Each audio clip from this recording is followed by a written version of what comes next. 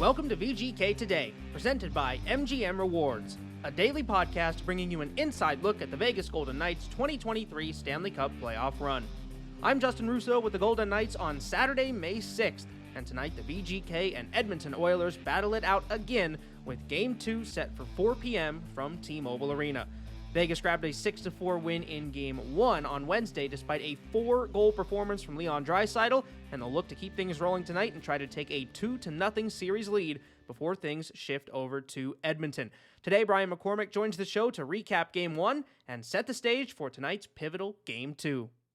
In the days leading up to the second round of the Stanley Cup playoffs and the Golden Knights' battle with the Edmonton Oilers, as experts and pundits made their previews and picks, there was no shortage of recognition for a duo comprised of arguably the two best players in the world, nor for a power play that is inarguably the best that the world has ever seen. But one game into this series, it's already clear that while star power in the playoffs is important, sometimes it's just as meaningful when the gang's all here. Hello friends, I'm Brian McCormack. This is VGK Today. And after the VGK drew first blood, we get you set for tonight's Game 2. While the Golden Knights have to be largely thrilled with what they accomplished in Game 1 at the Fortress, not only did they get the Game 1 victory and score 6 goals against Stuart Skinner and the Oilers in the process, they continued their trend of resiliency throughout the game offensively, relentlessness in the offensive zone. They continued to prove that while the Oilers are likely going to score a lot of goals, they're likely going to give up a lot as well. And if your only hope in a series is not to stop Connor McDavid and Leon Draisaitl, but merely to contain them, well, the Golden Knights did just enough of that in Game 1 as well to get the victory. In this episode, we'll break down what the VGK did so effectively in Game 1 and can carry over as this series continues, and of course what the Oilers likely will look to do as they try to bounce back and split this series before heading back home to Alberta. Leading off, I think above all else, the trend that continued in Game 1, carrying over from the Golden Knights' victory over the Winnipeg Jets in 5 games, is that this team is deep. That is not new, but is proven again and again and renewed again and again with each victory that the Golden Knights pick up in the playoffs. It's worked well for us all year. I think it shows that the people that have followed us that it's not always perfect and quite often imperfect, but we find a way to get back to our game. You hear that term a lot, but I believe in it with us. I think our players do. And I think that's, again, our depth as well, right? You can use different players to get you back on track, and probably has a lot to do with it. Whether they're playing a team that is going to try to be opportunistic and try to wear you down like the Winnipeg Jets hoped to in the first round, or a team that's going to fly at you run-and-gun style with all-world talents like Connor McDavid and Leon Draisaitl, the Golden Knights have proven that they can be patient, they can be structured and disciplined, and when they get the puck on their stick in transition, they can hurt you, and they can hurt you quickly, and they're not relying on just one or two players to do it. Looking at this Edmonton attack, first of all, again, we joke that the joke is unfair, but we can say that the Golden Knights contained the Oilers and Leon Draisaitl, and if that is containing, then Leon Draisaitl hopes to be contained every night because he scored not once, not twice, not thrice, but 4 times in Game 1. Nobody else there for the Knights. Bouchard starts the breakout, 2-on-2. Third man, Draisaitl scores! 4th goal for Draisaitl. Edmonton back within 1. What a night for Leon Draisaitl. And it's amazing to think, I don't have the numbers in front of me. I imagine someone might have looked this up in the last couple of days. I've not seen it. But when do you think the last time, if ever, in the National Hockey League, we had 2 players on consecutive days post 4-goal games, in this case, Leon Draisaitl on Wednesday, Joe Pavelski for the Dallas Stars on Tuesday, and both of those players lose that game. The Oilers losing Game 1, and then the Dallas Stars losing Game 1 of their series in overtime against the Seattle Kraken. I don't know that that's ever happened before, but for the Vegas Golden Knights, I think it's a mindset of if Leon Draisaitl and Connor McDavid are going to hurt us, and they're going to get their points, but if that's who's going to hurt us, make sure no one else does.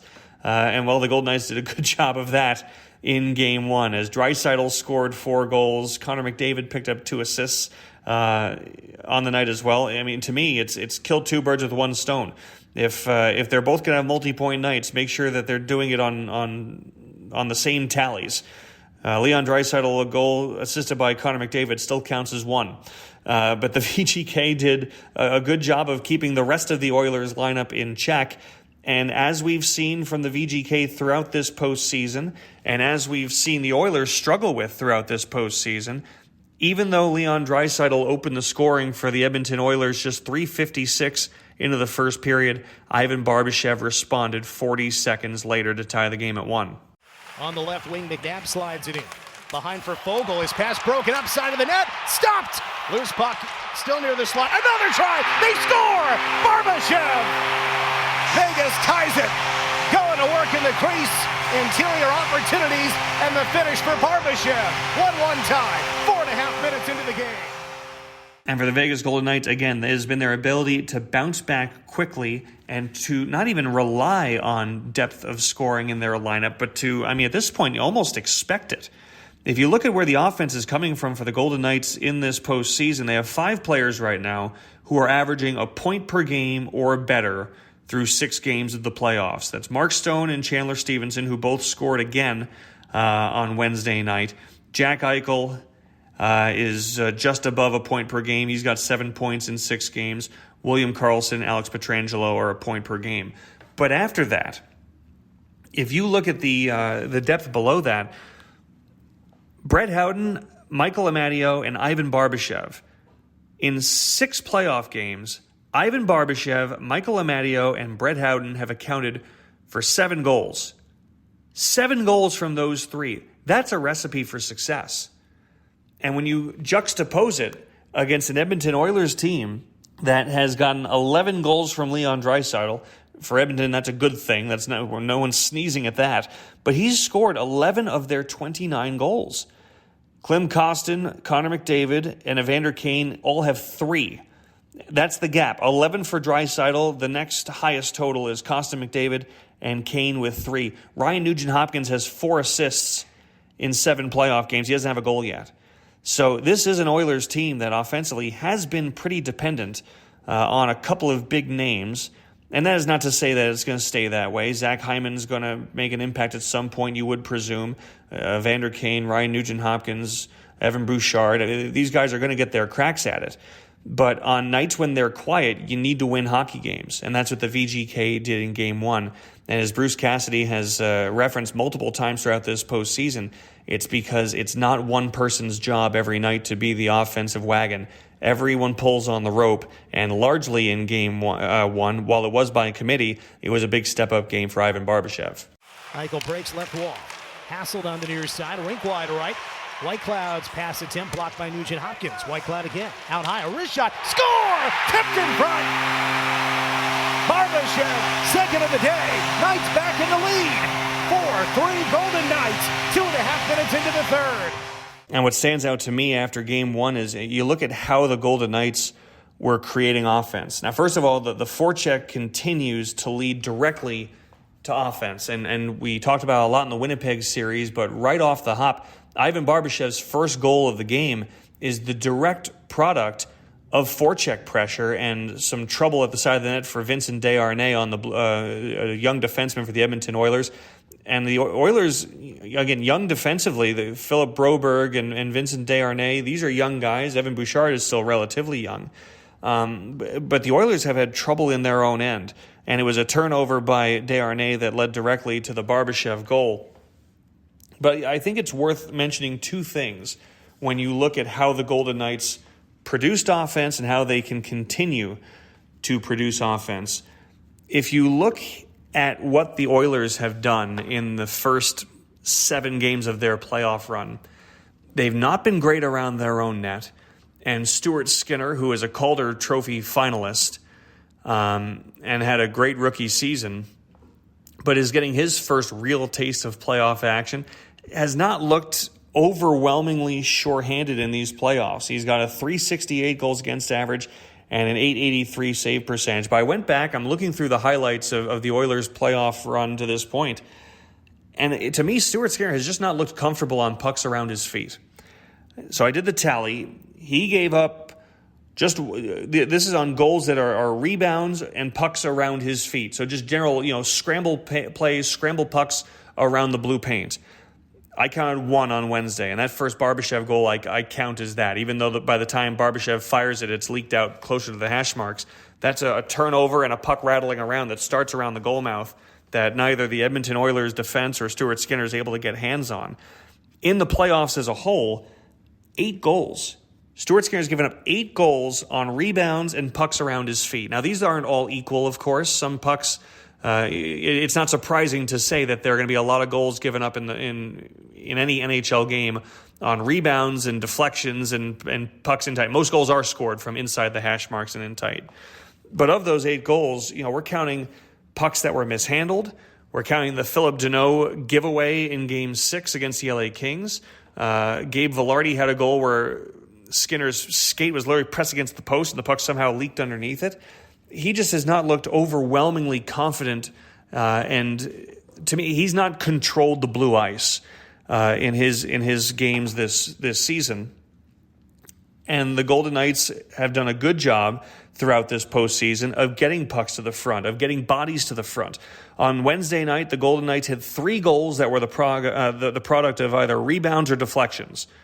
Barbashev had a deflection goal. Mark Stone had a deflection goal. They got to the front. They got tips. For the playoffs as a whole, the Golden Knights have 8 goals that are either rebounds or deflections. So the Golden Knights have done a great job getting to the front.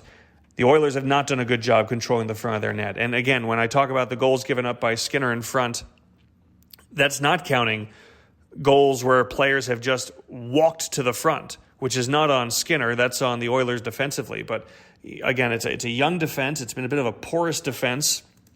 And even players that the Oilers rely on heavily, like Darnell Nurse, has had instances in this postseason of missed coverages in the defensive zone. So I think for the Golden Knights, who have done such a good job on the forecheck, creating turnovers and funneling things to the middle of the ice, that's a recipe for success against the Edmonton Oilers. And you'll hear coaches say it all the time, often on the power play, but it works for 5-on-5 too.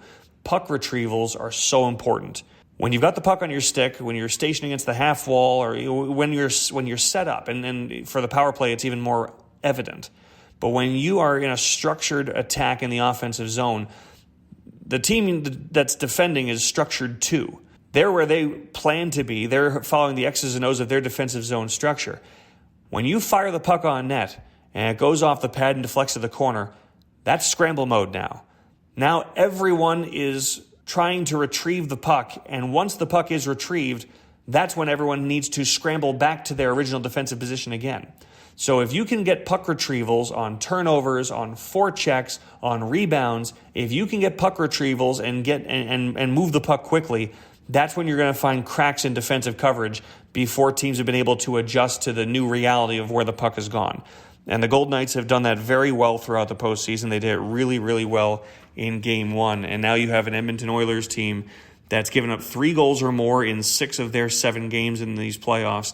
They've surrendered leads in 5 of 7 games in these playoffs. They've given up multi-goal leads 3 times in these playoffs. Now, again, giving up a lead in 5 of their 7 games, sometimes that means that a game that was 1-0 became 1-1. That is not certainly anything to overly criticize, but it does demonstrate that for the Oilers, when they get in front, when they get a lead in this postseason, largely, they have really been only able to pull away and conquer a game, claim a game, leave no doubt in a game once in this postseason. And it was in Game 5 against the LA Kings. So the Golden Knights are going to be thrilled with what they were able to accomplish, putting pressure in the Edmonton zone in Game 1. We also heard from Bruce Cassidy, how happy he's been with his group. He said there's no hope plays. There's no Hail Marys. There's no throwing a puck into an area and hoping it works out. This is a Golden Knights team that has been very purposeful on the attack. And I think what we saw it most with in Game 1, again, we've talked about the in-zone work, I thought the zone entries offensively for the Golden Knights were terrific. And it was largely because you look at the offense, they were able to create quick in transition. A couple of times they caught the Oilers in bad changes, but a couple of times it was the ability to enter the zone with possession, with speed, and do it from the middle of the ice. Not driving wide and you take what the defense gives you sometimes, but sometimes the lane to enter the zone is wide. You get your wheels going, you lower your shoulder, and you try to drive deep into the zone and go to work. But when you have the opportunity to enter the zone with speed in the middle of the ice, that's going to push everything back defensively. And once you push in, then you bump it to the outside, and now there's east-west passing lanes. If you look at the Michael Amadio goal that made it 2-1 for the VGK, that's a zone entry from Karlsson. He comes over the blue line with speed. Darnell Nurse steps up, tries to poke him at the blue line and misses, and now he's caught in no man's land, and Karlsson's able to slide it across to where Darnell Nurse should have been. It's a wide-open look for Michael Amadio on the right wing. Oilers in the zone, put towards the net. Whitecloud blocks the shot, starts it out to Karlsson. Across the line, to the right, a drive, and a goal! Right wing shot from Amadio. The Knights take the lead. Twos puts the Knights up 2-1. Jonathan Marchessault had a chance in the second period. That was off of an Ivan Barbashev zone entry where you push the middle, you draw defenders high in the zone and to the middle of the ice, and if you can bump it to the outside, you've got a lane to drive. If you look at Chandler Stevenson's goal, it's off of a bad Oilers change, but it's quick transition, a zone entry by Brett Howden that draws players to the middle of the ice. He's able to bump it outside, and there's an open lane for the Stevenson one-timers. So the Golden Knights did such a good job with zone entries, controlled zone entries, but doing it from the middle of the ice that allows, we talk so often about that middle lane drive, how a player going down the middle of the ice is going to draw others to the net with him. It's going to open up opportunities for the trailer. It's going to open up east-west passing seams. Well, sometimes if the puck carrier can draw guys to him, it's going to accomplish the same goal. And the Golden Knights off the rush were really, really good, but it's because of their neutral zone game. It allowed them to attack with speed from the middle. And that's something the Oilers are going to have to adjust to without question in Game 2. Certainly a storyline for this series is going to be the power play for the Edmonton Oilers, the best power play in NHL history during the regular season. It's been solid in the postseason as well. It was 2 for 3 on Wednesday in Game 1. For the Golden Knights, the most important thing you can do is try to stay out of the box, and that's easier said than done, but it's something that the Golden Knights do better than any other team in the National Hockey League. In the regular season, they were shorthanded on average 2.38 times per game on average. So less than 3 penalty kills per game for the Golden Knights. That was the best mark in the National Hockey League. In the playoffs, again, they have the best mark in the NHL during the postseason. They've been shorthanded on average only 2.5 times per game. So it is in the VGK's DNA to avoid the box. And if they can do that, it's going to benefit them greatly because, again, this is an Edmonton power play that's going to hurt you if you face it too often. And I think it was something on the ESPN broadcast. Ryan Callahan on the ESPN broadcast did a really good job of explaining what the Oilers power play does so well. And it doesn't look the same every time.